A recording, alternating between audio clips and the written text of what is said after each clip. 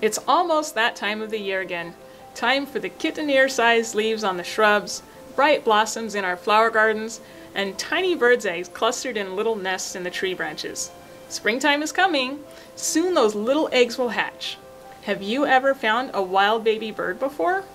I'll never forget the spring morning I found one, back during my semester of student teaching. Back in those days, I had earned the nickname of Bird Woman among some of my friends.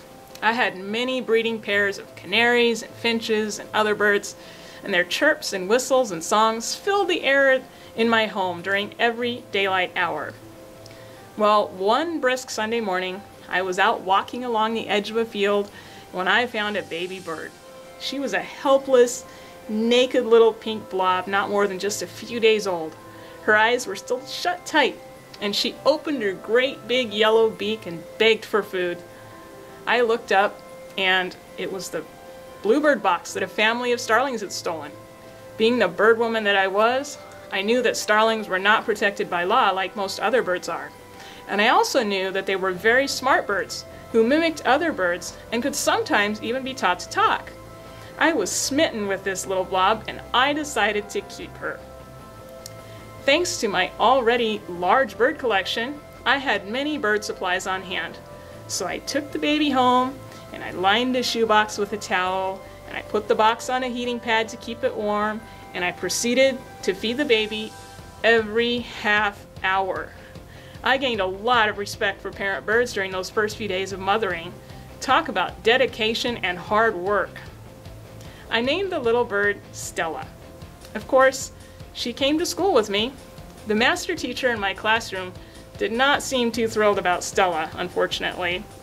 But I just put a little food into her gaping beak every half hour and kept on teaching.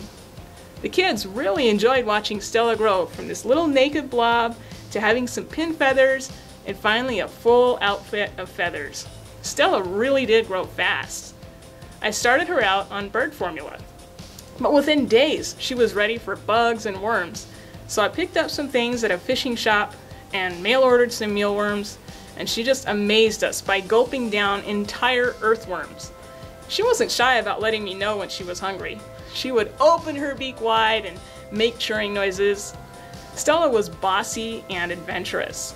For the next few months, she went everywhere and did everything with me.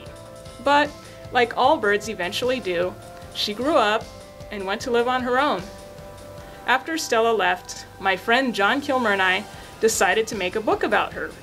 John drew the illustrations for the book, and finally, all these years later, I have written the story and published the book. Stella the Starling is available on the Kindle and in print via Amazon.com. The book contains the story of Stella, raised by a fictional schoolgirl named Emma. Even though I made up the main character in the story, all of the things that Stella did in the story are things that she did in real life. The second part of the book has some pictures and notes of the real Stella.